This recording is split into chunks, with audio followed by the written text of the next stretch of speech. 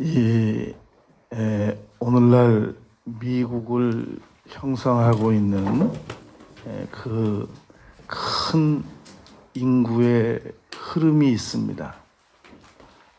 미국에서 태어나서 살아가면서도 이 미국이 어떻게 많은 그 지금의 사람들로 형성이 되었는지 이해하지 못하고 살아가는 사람들이 많이 있습니다. 그런데 우리가 이제 그 문제를 이해할 수 있는 그 근거 자료가 있습니다. 미국은 크게 네 부류로 이 집단 이주한 그런 기록이 있습니다. 1630년에 청교도들이 이 영국에서 상류층입니다. 제일 먼저 매사추세츠로 대거 이주하게 됩니다. 오늘날 그 미국의 전체 부류를 이루는 큰 그 집단 이동입니다. 물론 미국에는 지금 스페니시들도 있고 또 흑인들도 있고 노예 이동도 있었고 그 제3국 이동도 많이 있는데 멕시코에서도 넘어가고 그런 그 소소한 부류들 말고 큰 흐름을 처음에 미국을 형성하게 된 결정적 흐름을 1630년에 청교도들이 이 영국에서 대거 건너갑니다. 그리고 100년 후쯤에 영국에서 칼뱅주의자들과 그의 하인들이 미국으로 대거 건너가서 이번에는 버지니아 쪽을 점령합니다. 그리고 그 다음에 한 100년쯤 후에 영국에서 퀘이커 교도들과 그 집단으로 미국 동부의 델라웨어 쪽을 들어가서 차지하게 됩니다. 그리고 네 번째로 영국의 스코틀랜드 아일랜드 계통 사람들이 미국으로 집단 이주를 합니다. 그러니까 오늘날 미국에서 지금 주류적인 그 생활을 하는 사람들은 매사추세츠, 버지니아, 델라웨어, 그 다음에 이 스코틀랜드 아일랜드에서 넘어온 그 동부 쪽 사람들, 이렇게 크게 네 부류로 이루어져 있단 말입니다. 그러나 이런 역사적인 기록을 굳게 믿기보다는 이미 그 전에 지금 영국에서 공식적으로 1630년에 미국으로 청교도들이 건너갔다라고 기록을 가지고 있는데 그보다 더 100년 전쯤에 80년 전쯤에 폴리머스 그 항구로 영국에서 배를 타고 건너갑니다. 제가 그 미국의 폴리머스 그 항구에 그때 타고 온 배를 그대로 복원해 놓은 자리에 가봤습니다. 그 배를 타봤단 말입니다. 그런데 그 배를 타보고 지금도 관광객들이 그때 그 영국에서 폴리머스 항구로 건너온 폴리머스 항구가 영국에도 있어요. 그 이름을 그대로 갖다 붙인 거예요, 미국에서.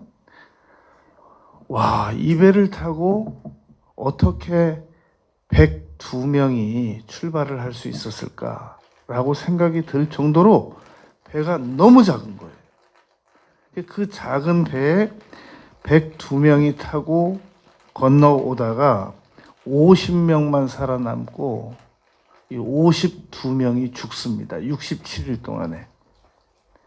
그러면 그때 영국에서 건너온 키로수가 이 3,000마일인데 1600km, 1600km, 1600km 하면은 4,800km입니다. 영국이 끝에서 끝이 5,000km니까 4,800km를 67일 만에 도착했다는 얘기는 하루에 70km밖에 못 갔다는 얘기입니다. 서울 청주 거리밖에 배 타고 못 갔다는 겁니다. 그 풍랑과 비바람 속에서 하루에 배 타고 102명이 70km씩 가면서 거기서 52명이 죽습니다. 그리고 도착을 한 것이 이 폴리머스 항구인데, 도착했더니 거기는 이미 인디언들이 살고 있었단 말입니다. 그래서 신앙의 박해를 피해서 신앙생활을 좀 더 잘해보고자 그쪽으로 미국 쪽으로 이주한 이 사람들을 제일 먼저 도와준 사람들이 인디언들이었습니다. 나중에 그렇게 미국에 정착하도록 도와준 인디언들을 한쪽으로 다 몰아가지고 이제 땅도 빼앗고 그들을 아주 괄시했다는 그런 기록이 있죠. 지금도 미국에 가보면 그 인디언 마을이 있단 말입니다. 그래서 그분들은 아주 저소득층으로 이렇게 일을 하면서 살아가고, 오히려 관광객들이 가서 그분들을 이렇게 돌아보는 그런 상황으로 이루어져 있습니다. 그러나 실제로는 미국에 처음에 정착하는데 많은 도움을 주었던 분들입니다. 그렇게 도착을 해서 1863년도에 링컨 대통령이 국경일로 정합니다. 그 도착해서 제일 먼저 감사 예배를 드린 50명이 감사 예배를 드린 그 날을 감사절이라고 해가지고 국경일로 삼았고, 그래서 매년 11월 넷째 주일날, 넷째 주 목요일날 이 추수감사절 예배를 미국은 드립니다. 그런데 우리는 그 목요일을 당겨서 11월 셋째 주일을 1년 중에 추수감사절 주일로 지키기로 우리 한국 교회에서 결정을 해서 우리가 이렇게 추수감사절 예배를 1년에 한 번씩 드리는 겁니다. 미국은 건국할 때 시편 127편 1절을 근거로 건국했습니다. 여호와께서 집을 세우지 아니하면 세우는 자의 수고가 헛되다 라는 그 건국 이념 구절을 가지고 세웠단 말입니다. 그러나 그거보다 더 중요한 것은 미국이 집회에도 우리는 하나님을 신뢰한다라고 써 있고, 그리고 1년에 한 번 반드시 우리는 하나님께 감사하는 예배를 드린다 라고 하는 그런 그 절기를 가지고 있는 것, 이것이 오늘날 그 미국을 지탱하는 저력 중에 하나가 될 수 있단 말입니다. 그러면 우리는 이 감사절기에 1년에 한 번씩 드리는 이 감사 주일날, 물론 우리는 1년 365일 하루도 빠짐없이 감사를 드려야 됩니다. 그런데 우리가 태어난 날이 다 귀하지만 그렇다고 해서 1년 365일을 다 생일잔치를 할 수는 없잖아요. 어느 한 날을 선택해서 그날을 기념하는 거죠. 전 생애를 그 하루에 기념하는 겁니다. 마찬가지로 1년 365일 다 감사를 드려야 되겠지만 특별히 추수감사주일에는 감사만을 부각시킨단 말입니다. 그래서 우리가 무엇을 감사할 것이냐, 세분화 시켜보면 가지수로 수도 없죠. 그러나 몇 가지 우리가 한번 상식선에서 감사를 드려보자는 말입니다. 우선 감사할 것이 살아있는 게 감사하는 거예요. 지금 우리가 살아있다는 자체. 지금 어제 돌아가신 분은 오늘 이 자리에 참석할 수 없잖아요. 어제 돌아가신 분들은 오늘이라고 하는 이 세월을 살아갈 수 없단 말입니다. 그러니까 오늘 우리가 살아있다는 자체, 이건 너무 상식적이라서 사람들이 잘 감사 못하는데, 진짜 감사한 일입니다. 어느 연로하신 몇 년 전에 타계하신 정치인께서 그런 얘기를 한 적이 있었습니다. 내 나이 돼 보면 아침에 눈을 떠보면 정말 오늘도 하루 더 살 수 있다는 사실이 너무너무 감격적이래요. 자기가 젊었을 때는 그런 걸 몰랐대요. 그런데 인생을 많이 살고 이 80이 넘어서 90 가까이 돼 보니까 아침에 딱 눈 떠서 내가 오늘도 하루를 더 살 수 있구나 라는 것을 깨닫게 되면 굉장히 감격적이랍니다. 우리 젊은 사람들은 그냥 당연하게 눈 뜨고 당연하게 하루 살고 당연하게 또 잠들고 그러지 않습니까? 그런데 정말 돈이 많은 왕 회장께서도 하루도 더 못 살고 그냥 갔어요. 그 많은 재산을 두고도. 그러니까 우리가 지금 하루씩 더 살아가고 있는 건 이건 은혜로 살아가는 거지 이건 돈으로 더 사라지는 게 아니란 말입니다. 그런데 우리는 은혜로 살면서 우리 능력으로 살아가고 있는 것처럼 잘못 오인하고 있단 말입니다. 바로 잡아야 됩니다. 일단 하루하루 살아가면서 이 사랑의 관계성자들을 얼굴을 확인할 수 있다는 거. 이건 너무너무 감사한 일입니다. 그 다음에 우리가 감사한 일은 지금만큼의 명예가 있는 거. 이거 정말 감사한 겁니다. 여러분 그런 생각 해보셨습니까? 지금 우리가 가지고 있는 이 자기 이름이 있잖아요. 근데 내 이름이 뭐가 명예스럽냐? 여러분, 흉악범이 갑자기 신문에 이름이 나요. 근데 그 이름이 나하고 똑같은 이름이에요. 그럼 그 사람 이름 그때부터 교체해야 됩니다.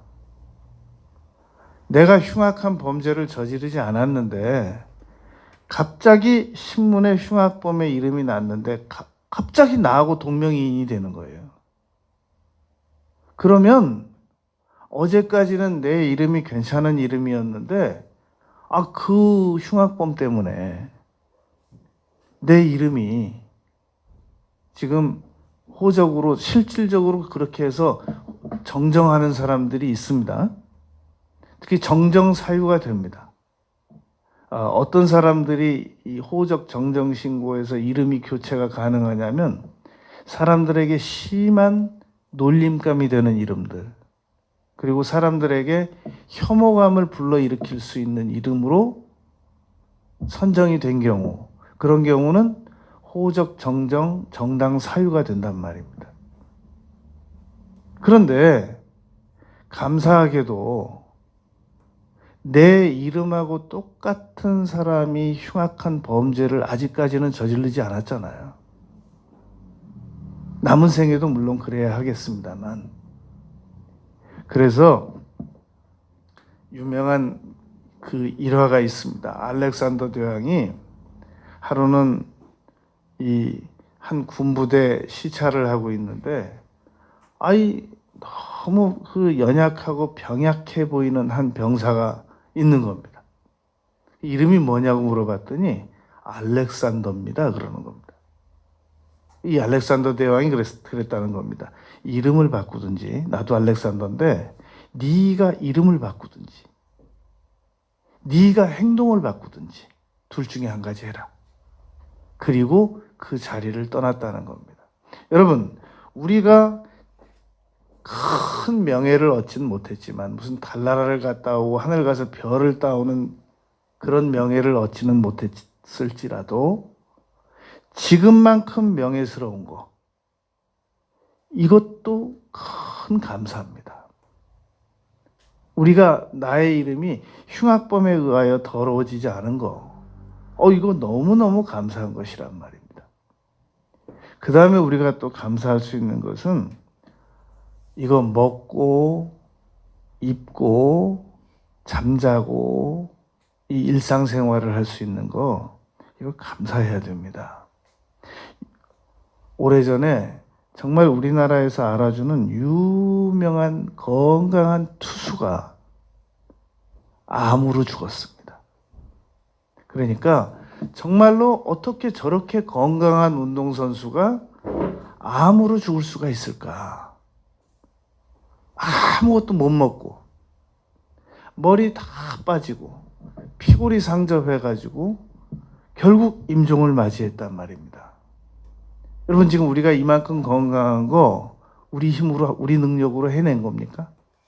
이게 지금 무슨 하나 둘 셋 결심한다고 우리가 이만한 건강이 이루어지는 겁니까? 그렇다면 왜 의사 선생님이 암으로 가겠어요? 의사 선생님들 가운데 암으로 가는 분들이 많은데. 그러니까 이만큼 건강한 것도 너무너무 감사해야 됩니다. 그리고 세상 불행한 사람들이 할 일이 없는 사람들입니다. 지금 우리는 할 일이 너무 많잖아요. 예, 주로 교회에 늦는 분들 보면 할 일이 없어서 늦는 게 아니에요. 할 일이 많아서 늦는 거죠. 엄청난 일이죠. 뭐 설거지하는 일, 빨래하는 일, 빨래 넣는 일, 빨래 걷는 일. 주로 그거 마지막 그걸 딱 포기하고 와야 되는데 마지막에 그거 한 번 더 하다가 지각하고 그런단 말입니다. 꼭 지각하는 사람들 보면은 일이 있다는 특징, 그리고 일이 많다는 특징, 그리고 일을 좋아한다는 특징, 그 다음에 마지막 일을 포기 못한다는 특징이 있어요. 꼭 그 마지막 일을 마저 하고 오다가 매번 늦는 겁니다. 그런데 여하튼 이 일이 있다는 거 너무너무 감사한 겁니다. 그런데 우리가 일 있고 건강하고 건강하게 먹고 명예 있고 살아 있더라도 죽어서 지옥 간다고 하면 여러분 어떻게 되겠습니까? 그게 무슨 의미가 있겠습니까? 그건 절단인 겁니다. 그래서 예수님께서 가룟 유다에게 넌 차라리 안 태어나는 게 좋을 뻔했다. 그 말은 너는 지옥 간다 그 말입니다. 지옥은 정말 너무너무 무서운 곳입니다.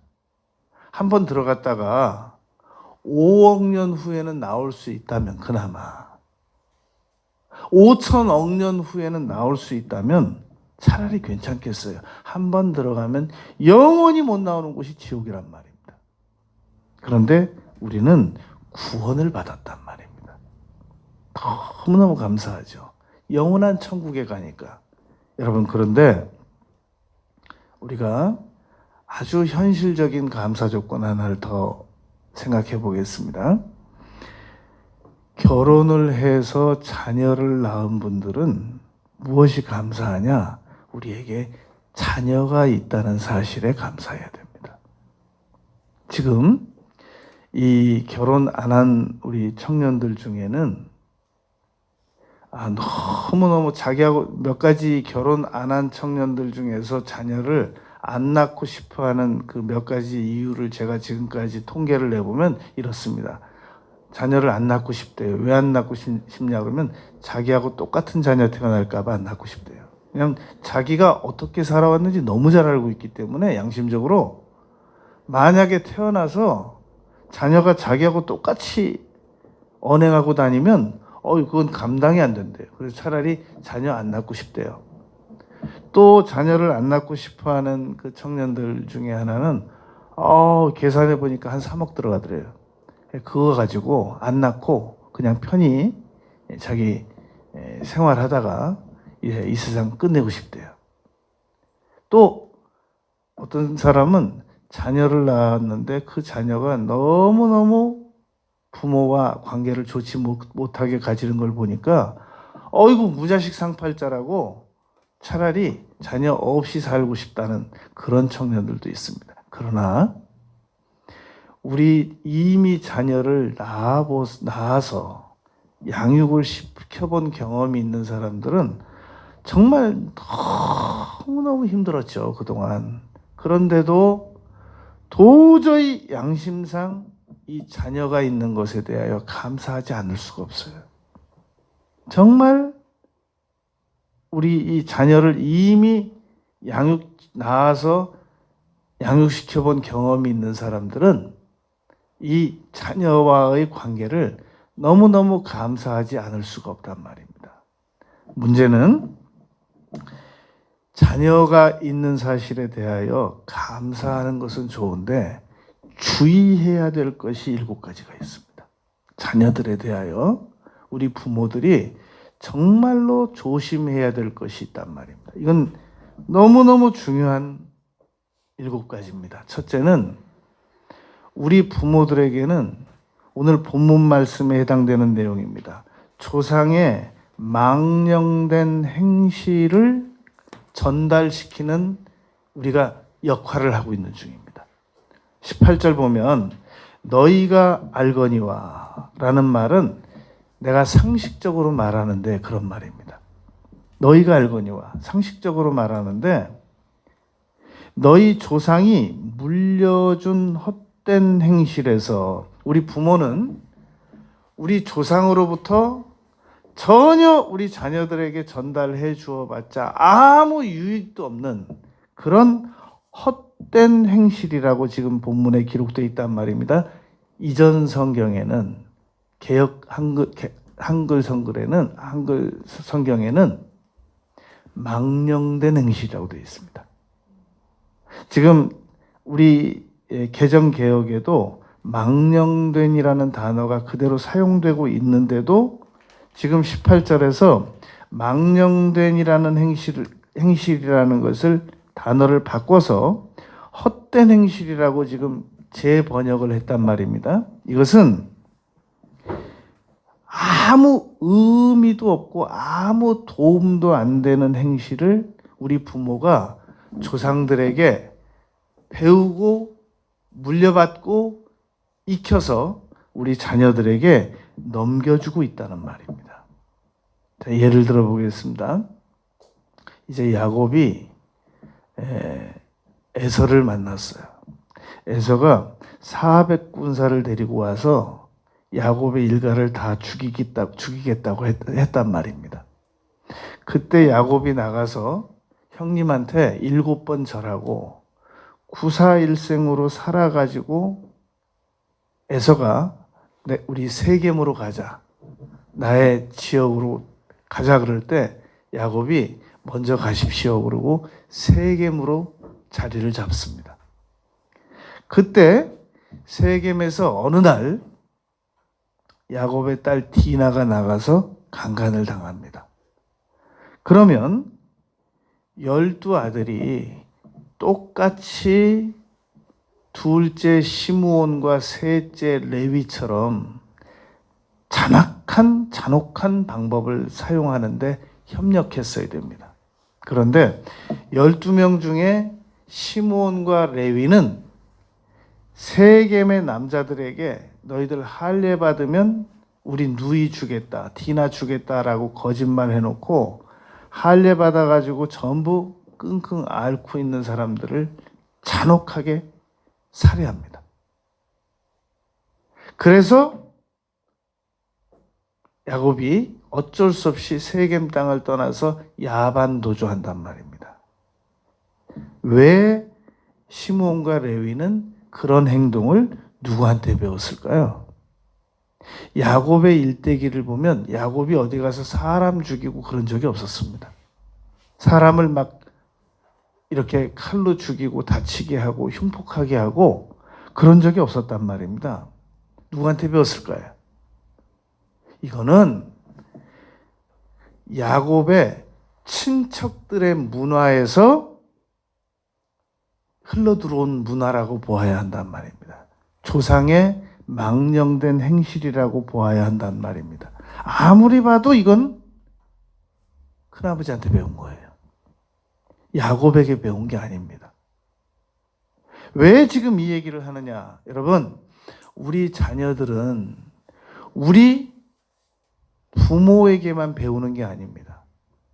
우리 부모가 연관을 가지고 있는 일가 친척들의 문화적인 이 습관을 우리 자녀들이 그대로 동영상처럼 촬영을 해서 받아들이게 된단 말입니다. 제가 오늘 산에서 이렇게 걸어 내려오다가 깜짝 놀랐어요. 어느 할머니하고 7살쯤 되는 어린 아이하고 둘이서 저는 이제 내려오고 그 할머니하고 손자하고는 산을 올라가는데 7살 먹은 아이가 아주 남자아이인데 예쁘게 생겼어요. 밑도 끝도 없이 갑자기 묻는 거예요. 할머니, 다 들리게. 할머니, 나 태어났을 때 할머니 좋아했어? 와. 아니, 서론, 본론, 결론도 없어요. 그냥 갑자기 그 길에서 오면서 가면서 큰 소리로. 할머니, 나 태어났을 때 할머니 좋아했어? 나 좋아했어? 근데 내가 그 순간 그 할머니 표정을 봤어요. 그럼 그랬어야 되잖아요? 대답을 못하는 거예요, 이 할머니가. 그래서 제가 내려오면서 그런 생각을 했습니다. 우리 아이들이 저런 질문, 답변 내용들을 전부 동영상으로 촬영을 해가지고 있구나. 저러면서 크는구나, 우리 아이들이. 그래서 그 기억의 집단이 이루어지고 그것이 자존감을 형성하고 그 습관을 형성하고 그의 그 언행의 습관을 만들어내는구나. 여러분, 우리 부모들은 우리 자녀들에게, 그 소중한 자녀들에게 우리 조상의 망령된 행실을 전달시키는 주 역할자들입니다. 이거 정말 조심해야 됩니다. 왜 우리 자녀들이 지금 고생을 하느냐? 우리 주변의 조상들에게 배우지 말아야 할 것들을 배워가지고 그대로 익히고 있기 때문에 이것이 우리 아이들에게 장애물로 주장이 되고 만들어져 가지고 장애를 일으켜서 우리 아이들이 지금 앞으로 못 나가고 있는 중이란 말입니다. 오늘 본문 말씀에 보면 그런데 그 헛된 행실에서 대속함을 받은 것은 값을 치렀대요, 누군가가. 그게 죄인데 대속함을 받은 것은 은이나 금으로 되는 게 아니고 없어질 것으로 되는 게 아니라 19절에 오직 흠없고 점없는 어린 양 같은 그리스도의 보배로운 피로 됐대요. 여러분, 베드로전서 1장 2절에는 핏뿌림이라는 단어가 있습니다.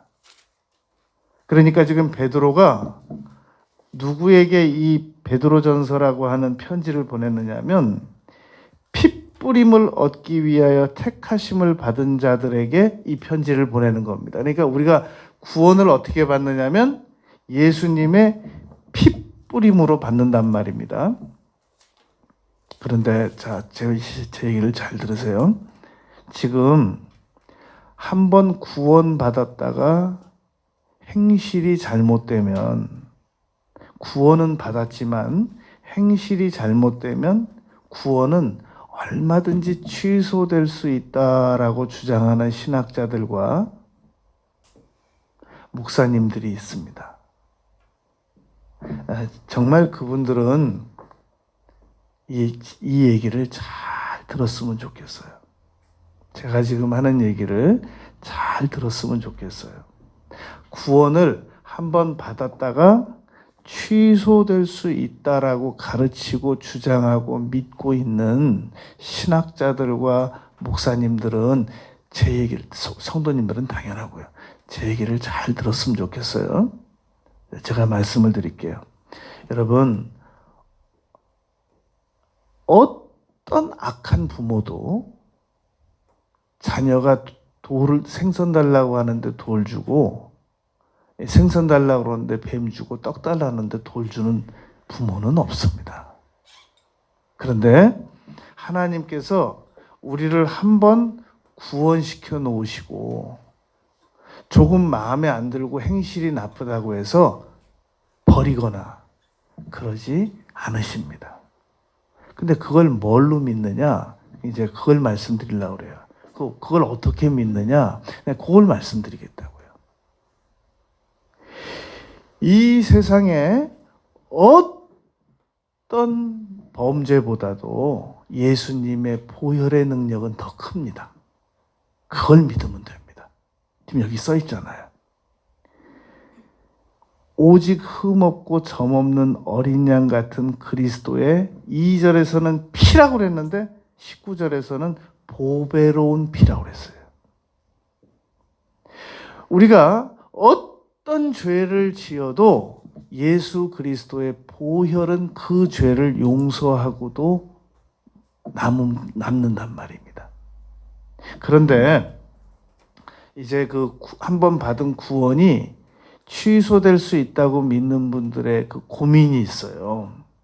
그 고민이 뭐냐면 이 예수 그리스도의 보혈의 피를 믿지 못하는 거 하나가 있지만 또 하나는 너무너무 큰 죄를 저지르면 하나님께서 우리를 구원해서 끊어버릴 것 같은 거예요. 근데 하나님께서 우리를 구원 안 시키시는 게 있습니다.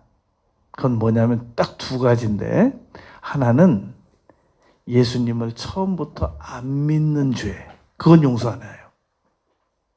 예수님을 처음부터 안 믿는 죄는 하나님께서 우리를 용서 못 하십니다. 또 하나, 예수님을 믿다가 스스로 배교하는 죄, 그건 용서 안 해요.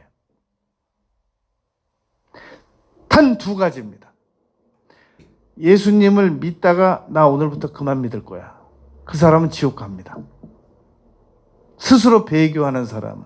그리고 처음부터 나는 예수님 확실히 안 믿을 거야. 이 사람은 지옥 갑니다. 나머지 사람들은 예수님을 믿으면서 그 어떤 죄를 지어도 천국 갑니다. 왜 그러느냐? 그 죄가 아무리 크다고 할지라도 예수님께서 우리를 위해서 흘려주신 보배로운 피는 효력이 더 크기 때문입니다. 그걸 믿어야 됩니다. 그래서 그러면 내가 하나님께 구원받은 사람인지 안 받은 사람인지는 어떻게 알 수 있는가? 아는 방법이 있습니다. 내가 하나님이 나를 십자가에서 피 흘려 죽으시고 사흘 만에 부활하시고 나를 예수님이 믿어지도록 만들어주셨다는 사실만 믿어지면 그 사람은 예수님께로부터 부름을 받은 사람인 겁니다. 그런데 내가 지은 죄가 너무 커가지고 나 이러다가 나 지옥 가는 거 아니야? 라고 생각하는 건 절대로 안 갑니다. 근데 어떤 사람들이 가느냐? 확실히 두 가지예요. 나 이제 예수님 그만 믿을 거야. 그 사람은 지옥 갑니다. 그리고 나는 아예 지금 처음부터 지금까지 예수님을 한 번도 믿었던 적이 없었어. 그 사람은 지옥 갑니다. 근데 나는 언젠가부터 예수님을 분명히 믿었고 내가 비록 행실은 온전치 못하지만 나는 절대 예수님을 중간에 믿다가 포기할 일은 없어. 그 사람은 천국 갑니다. 아무리 죄를 많이 지어도 천국 갑니다. 그런데 지금 한 번 구원받은 것을 취소된다라고 말하는 신학자들과 목사님들은 왜 그렇게 말하느냐? 자기가 걱정돼서 그래요. 자기 자신이 안 믿어져서. 신학자인데도 자기가 천국 갈 게 안 믿어져서 그러는 겁니다. 제가 지금 잘 들어달라는 거예요. 두 가지만 용서 못 받고 어떤 신학자도 어떤 목회자도 어떤 흉악범도 용서받습니다. 여러분, 그러면 지존파는 회개하고 예수님 영접한 그 친구들 그 중에 있는데 그 사람은 천국 갑니까 못 갑니까? 이렇게 물어보면 간다고 그래요. 그러면 그렇게 흉악한 죄를 지었는데 어떻게 천국을 가냔 말이죠. 간대요, 또 그 사람들은. 그러면서도 지금 예수님 믿는 사람들 중에서 자꾸 죄 짓고 자꾸 행실이 나쁜 사람들은 나더러 주여 주여 하는 자마다 다 천국에 갈 것이 아니고 내가 너희들을 도무지 알지 못한다라고 말했기 때문에 지옥 간다는 거예요. 구원이 취소될 수 있다는 거예요. 너무너무 무지하고 무식한 신학자인 겁니다. 너무너무 무지하고 무식한 목회자인 겁니다. 성경을 잘못 배운 겁니다. 성경은 그렇게 해석하는 게 아닙니다. 자, 오늘 본문 말씀입니다. 오직 흠없고 점없는 어린 양 같은 그리스도의 보배로운 피로 된 것이니라. 여러분, 그러니까 우리 부모들이 우리 자녀들에게 반드시 해야 될 일은 예수님을 영접시켜가지고 예수님을 믿고 중생 거듭나게 하는 일에 쓰임을 받는 겁니다. 문제는 조상의 망령된 행실은 전해주지 말았어야 된단 말입니다. 그럼 어떻게 경로가 전해지느냐? 이 명절 문화라는 게 있습니다. 그리고 친족 문화라는 게 있습니다. 자꾸 서로 만나게 해주면 분명히 잘못된 행실이 전달될 수 있는데도 불구하고 친척이기 때문에 무조건 만나야 된다는 거예요. 격리를 안 시키는 거예요. 여러분, 만나게 하는 것만 능사가 아닌 겁니다. 서로 만나게 할지라도 조상의 망령된 행실을 가지고 있는 친척들은 안 만나거나 덜 만나게 하고 그리고 짧은 시간만 만나고 빨리 헤어지게 만들어야 됩니다. 그것이 우리의 자녀들을 덜 망가지게 하는 일입니다. 분명히 친척들 중에서 배우지도 말아야 되고 하지도 말아야 되는 엄청난 나쁜 행실을 가지고 있는데 그냥 친척이니까 만나야 되는 거예요, 그냥. 그러면 그렇게 해서 배운 나쁜 언행 학습을 누가 고칠 겁니까? 그건 잘못된 거 아니잖아요?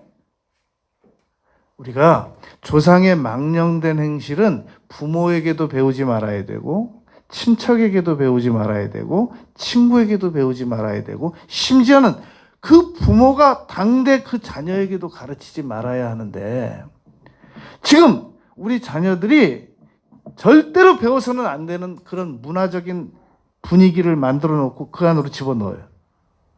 그리고 우리 애들이 잘 되기를 바라요. 도대체 무슨 논리인 거예요, 그게? 이미 잘못된 문화에서 우리 자녀들은 많이 망가져 있습니다. 그리고 두 번째 우리 부모들이 절대 하지 말아야 할 일이 있는데 그것은 우리 자녀들에게 폭력을 행사하는 겁니다. 그러면 어떤 부모들이 자녀들에게 폭력을 행사하느냐? 부모에게 매를 맞아본 경험이 있는 부모가 꼭 그 자녀를 때립니다. 왜 때리느냐? 미워서 때리느냐? 그게 아니란 말입니다. 부모에게로부터 그런 그 잘못된 습관이 있단 말인데 쟤는 좀 맞아야 되겠다. 너는 좀 맞아야 되겠다. 너는 좀 맞아야 말을 듣겠다. 이게 전부 우리 부모에게 배운 거거든요. 그래서 우리 폭력을 행사하는 부모들이 가지고 있는 습관은 그겁니다. 자녀를 교육시키는 다른 방법을 몰라요. 그래서 오로지 가지고 있는 방법이라고 하는 것은 자녀를 때려야만 이 자녀가 교정이 될 수 있다고 잘못 배웠던 겁니다. 그러나 이것도 바로잡아야 되는 게 말로 안 되는 자녀는 때려도 말 안 듣습니다. 말로 해서 안 듣는 자녀는 때리면 일시적으로 듣는 것 같지만 나중에는 그 후유증이 더 큽니다. 그렇기 때문에 사람은 기계가 아니기 때문에 절대로 아무리 답답해도 설득해야 됩니다. 또 설득하고 또 설득하고 또 설득하고. 웨슬레 목사님께서 정말 유명하신 사역을 하다 가셨단 말입니다. 그런데 그 어머니가 같은 걸 18번째 가르쳐 주니까 그 웨슬레 목사님 아버지가 옆에서 그랬습니다. 그 답답하지도 않소? 아니 18번씩이나 가르쳐 줬는데도 못 알아듣는 애를 뭐하러 또 가르치시오. 그러니까 그 웨슬레 어머니가 그랬습니다. 18번째 가르쳐주고 제대로 하지 못하는 아이를 포기하면 18번째 가르쳐준 게 무의미하지 않습니까? 그러므로 또 가르치고 또 가르치고 또 가르쳐야 된다고 생각합니다. 이 훌륭한 세계적인 웨슬레 목사님이 나왔어요. 그 다음에 우리 부모들이 우리 자녀들에게 절대로 하지 말아야 되는 거. 비아냥거리면서 의심하는 거. 그거는 정말로 극약입니다. 서로 우리 자녀들이 우리 부모에게 비아냥거리고 부모를 비난하는 한이 있어도 부모는 똑같이 자녀들을 비아냥거리고 비웃어서는 안 됩니다. 왜냐하면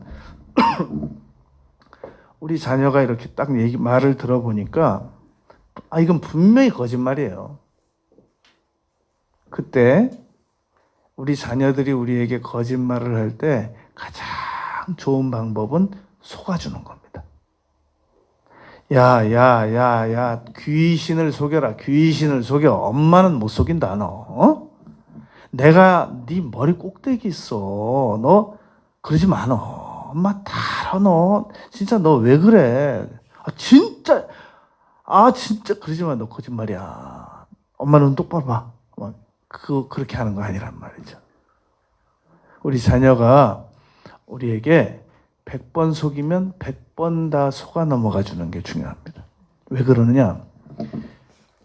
우리 자녀가 우리를 속였을 때 우리가 거기에 속아 넘어가 주면 우리 자녀는 틀림없이 죄책감을 가집니다. 근데 뭐가 좋으냐? 근데 우리가 안 속아 넘어가 주잖아요.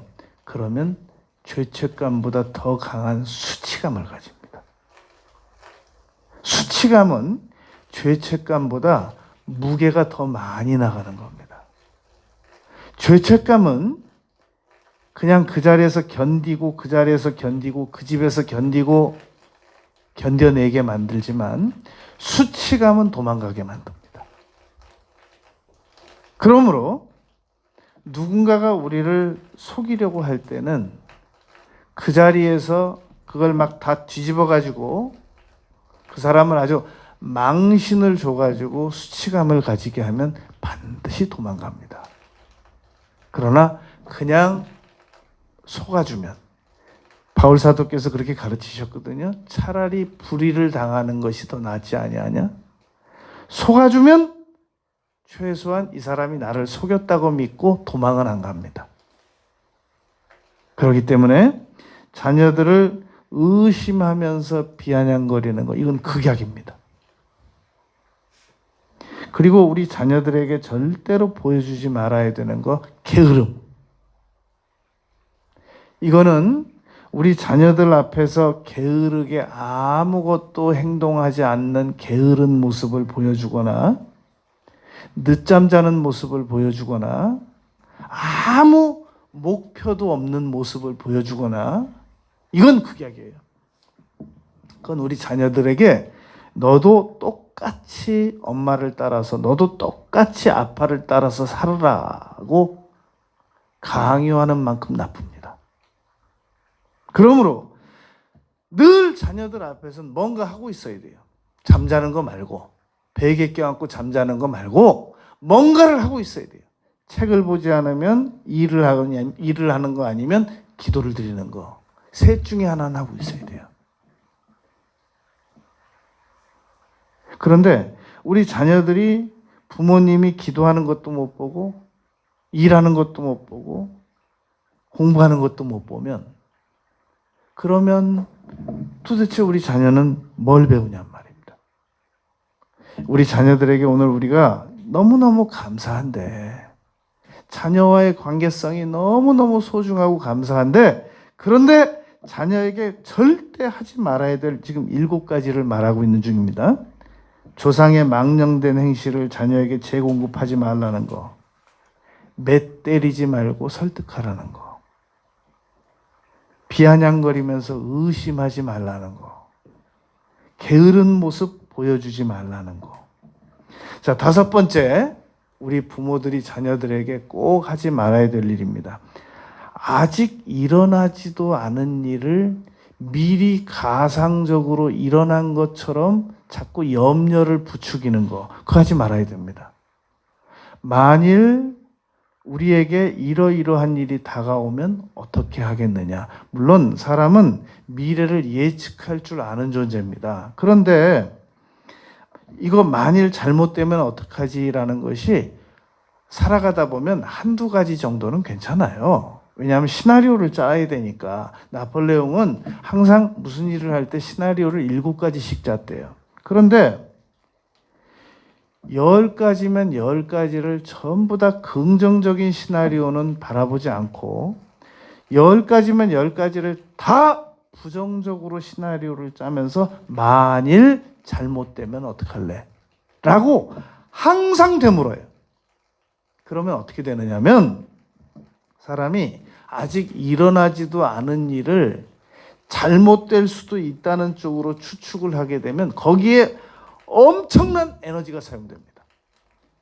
그거 사용하다 지쳐요. 그리고 나중에 그 일이 실질적으로 일어난다는 보장도 없어요. 사람은 주로 염려하는데 40%가 이미 지나버린 일, 끝난 일, 그리고 50%가 실현 가능성도 없는 일, 그리고 10%만 약간 가능성이 있는 일, 준비를 잘하면 대처하면 되는 일을 염려한다는 거예요. 그런데 만일 화법을 쓰는 겁니다.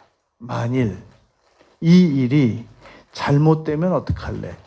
라고 항상 추측해 버릇하는 부모 밑에서 성장하는 자녀들은 똑같이 배워요. 그래가지고 밖에 나가서도 아직 일어나지도 않은 일을 만일 잘못되면 어떡할까요? 라고 계속 가상적으로 질문을 합니다. 그리고 그거 하다 다 지쳐버려요. 그리고 만일 잘못되면 어떡할 거냐라는 질문을 가지고 있는 사람들은 굉장히 소극적입니다. 그래서 아무 일도 시도를 못해요. 여러분, 자녀를 만일 잘못되면 어떡할래? 만일 그 사람이 화내면 어떡할래? 만일 너 이거 했다가 잘못되면 이런 쪽으로만 자녀를 교육을 시키지 않습니까? 완전히 소극적으로 사람들 아무도 안 만나요. 만일 잘못될까 봐. 아무 일도 안 해요. 만일 잘못될까 봐. 절대 자기가 주도적으로 무슨 일을 못 해나갑니다. 만일 잘못될까 봐. 해보자! 그래서 마가복음 9장 23절에서 할 수 있거든이 무슨 말이냐, 믿는 자들에게 능히 하지 못할 일이 없느니라 라고 말씀하시기 바로 그 전 구절 9장 22절에서 무엇을 하실 수 있거든 만일이라는 화법입니다. 그게 무엇을 하실 수 있거든 도와주십시오. 할 수 있거든이 무슨 말이에요? 예수님께서 그 부정적인 신념을 떼내고 믿음의 신념을 붙여주셨단 말입니다. 6번째, 우리가 우리 자녀들에게 정말로 하지 말아야 될 일입니다. 너는 그거 못해. 응? 아빠가 아는데 너 그거 못한다? 엄마가 알아. 넌 그거 못한다.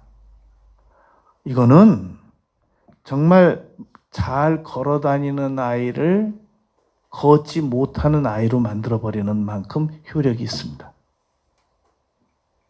할 수 있다. 우리가 볼 때 내 자녀가 그거 못할 것 같아요. 그래도 자기가 시도해 보다가 스스로 못하면 그땐 우리 부모들이 그렇게 말해야 됩니다. 그래도 이걸 얻었지 않느냐. 어? 네가 이런 시도를 해봤기 때문에 이만큼이라도 너에게도 얻어졌고 우리 부모님에게도 얻어졌잖냐. 어? 야야야야야, 가만히 있으면 망신이 난당해. 넌 못해. 아니 너 안 된다니까. 너 그거 되면 아빠가 손가락에 장을 지진다.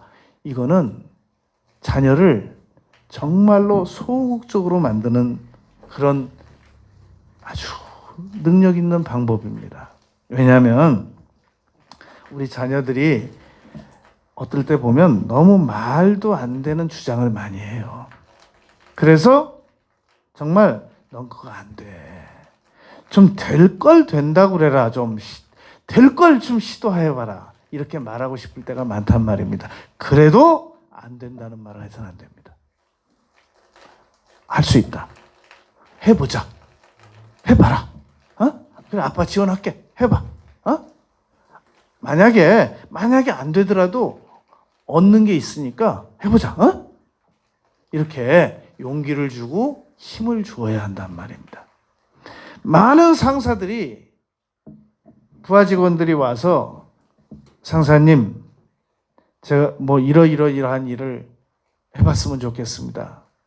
그러면 그 상사가 딱 듣고, 야, 너 지금 말이라고 하냐? 너 지금 우리 회사 망하게 하려고 그러지? 넌 정말 너 답답하다. 될 일을 가지고 와서 얘기해야지. 근데 그런 상사한테는요, 10가지 가지고 가면 10가지 다 안 된다고 그래요. 할 수 있다고. 해보자고. 그런데 그것도 좋은데 이거 해보는 건 어떨까? 방향을 바꿔서라도 할 수 있다라고. 그렇게 얘기를 해야지. 너 할 수 없어. 이렇게 말하면 안 된단 말입니다. 한 가지 더 우리 부모가 자녀에게 정말 중요한 거예요. 하나님을 경외하는 모범을 보이지 못하면 우리 자녀에게는 희망이 없습니다. 여러분, 어떤 부모들은 오히려 자녀들이 더 답답해서 하나님을 경외하자고 이끌고 나가요. 근데 그런 집은 좀 특수하죠. 자녀가 믿음이 좋아져가지고 엄마, 아빠, 우리 집안 정말 하나님을 경외해요. 이끌고 나가면 그거 좀 좋죠. 그러나 가장 좋은 모습은 우리 부모가 우리 자녀들에게 하나님을 경외하는 모습을 보여주는 겁니다. 그것처럼 좋은 게 어디 있어요? 여러분, 우리는 무엇을 감사해야 되느냐? 일단 살아있는 거 감사하고 이만큼이라도 명예로운 거 감사하고 우리 자녀들이 정말 나가서 흉악한 일 안 해준 거 다 우리 명예적인 거잖아요. 그리고 먹고 입고 쓸 수 있는 거, 그리고 이만큼 건강한 거. 우리 가족들 중에 누가 병원에 한 번씩 입원해 보니까 건강이 얼마나 소중한 거 너무 잘 알겠죠. 이만큼도 건강한 거, 그리고 할 일이 있는 거, 그리고 우리가 구원받아서 천국 가고 지옥 안 가는 거, 그리고 우리의 관계성, 사랑의 관계성 중에 무슨 관계성이 귀하다 해도 부모 자녀만큼 관계성이 귀한 게 없단 말입니다. 그런데 이 소중한 관계성을 우리가 날마다 지금 허물어 가고 있단 말입니다. 그래서 지금 오늘 원래는 감사한 것만 얘기하고 마쳐야 돼요. 근데 이게 너무너무 중요한 일이란 말입니다. 왜 지금 이 얘기를 하느냐? 자녀에게 주의해야 될 걸 왜 하느냐? 많은 사람들이 오늘 추수감사절인데 진심으로 감사들 안 하고 있어요. 왜 감사를 안 하고 있느냐? 자녀 문제가 해결이 안 돼서 감사 안 하고 있어요. 여러분, 지금 이거 제가 말씀드리는 거, 이거 핵심이에요. 우리가 1년의 추수감사절에 하나님께 정말로 1년 동안 무사고했던 거, 1년 동안 건강한 거, 1년 동안 먹고 살고 있었던 거, 1년 동안 명예 있었던 거, 1년 동안 일한 거, 1년 동안 살아있었던 거, 이거 다 감사할 수 있어야 돼요. 근데 왜 우리가 감사 안 하느냐? 우리 자녀가 지금 우리 마음대로 되고 있지 않잖아요. 그래서 아브라함이 다 감사했는데 자기 무자한 것 때문에 감사 안 했었거든요. 나의 종 내 유산을 물려받을 사람은 이 나의 종 엘리에셀입니다. 그 말은 다 감사한데 저를 2,000km나 되는 곳에서 이리로 데려다가 이만큼 복 주신 거 다 감사한데 근데 난 자식이 없지 않습니까? 자식 문제입니다. 사람은 자식 문제가 해결이 안 돼 있으면 감사 드리다가 감사 안 하거나 감사를 드리긴 드리는데 감사를 조금만 드립니다. 근데 이 감사를 지금 누가 가로막고 있느냐? 우리 자신이 막고 있단 말이에요. 우리가 그토록 우리 자녀들이 잘 되기를 바라는 우리 부모들이 주범이에요, 주범. 여러분, 자녀 문제로 어려움 갖고 온 사람들은요, 그 부모 고치면 해결나요. 근데 그 부모님들이 하나같이 하는 얘기예요. 우리 애 좀 고쳐달라는 거예요. 그래서 여러분, 반려견 치료해달라고 가면 그 수의사 선생님들이 그 반려견의 주인을 꼭 보잖아요. 요즘은 아주 말할 때 잘 들어야 돼요. 우리 애가 그러는데 이게 반려견을 우리 애라고 그러는 건지 실제 자기 애를 애라고 그러는 건지 아주 잘 들어야 돼요. 우리 애가 뭐 체중이 많이 나간다는 동 그래서 사람 애인지 반려견 애인지 나중에 들어보면 반려견 애가 너무 뚱뚱하다는 얘기도 있어요. 또 잘 들어야 돼요. 반려견이든 친자든 우리 부모가 정말로 우리 자녀들을 잘못되게 하는데 주도적 역할을 하고 있단 말입니다. 조상의 망령된 행실 재공급하고 그 문화권으로 자꾸 밀어넣고 그리고 맷때리고 비아냥거리고 의심하고 게을른 모습 보여주고 일어나지도 않은 일 자꾸 부정적으로 가상적으로 상상시키고 할 수 없다라고 주입시키고 그리고 하나님 경외하는 모습 안 보여드리고 그러면서도 자녀가 잘 되길 바래요. 다른 집 애들은 다 잘 된대요. 누가 잘 된단 말이에요. 누가 다 잘 된대요. 다 한번 데리고 가봐요. 누가 잘 되는 거예요. 다른 집 애들은 다 잘 되는데 너만 잘못돼. 너만. 우리 부모들이 주범이에요. 우리 자녀들을 잘못되게 하는 가장 결정적 공헌자들은 우리 부모들입니다. 이 감사절기 때 이거 고쳐야 됩니다. 여러분, 오늘 본문 말씀에서는 그리스도의 보배로운 피로 헛된 행실에서 대속함을 받을 수 있대요. 예수 그리스도의 보혈의 효력으로 다 고칠 수 있습니다. 여러분, 우리가 기도드릴 때 예수 그리스도의 보혈의 효력으로 덮습니다, 믿습니다. 이걸 별로 지금 안 믿고 덜 믿고 사용해서 그러는데 정말 가능해요. 왜냐하면 예수 그리스도의 피는 그 어떤 흉악한 죄도 건져내서 그 무시무시한 지옥을 안 가게 할 수 있는 대가가 되기 때문입니다. 그런데 그렇게 영향력이 있는 그 피가 우리를 악한 행실에서 못 건져낸단 말이에요? 문제 있는 우리 자녀를 못 건져낸단 말이에요? 문제 있는 우리 부모들이 못 빼는 예수 피는 반드시 우리의 문제를 해결할 수 있는 능력이 있습니다. 우리가 이 감사절기 때 무엇을 감사한다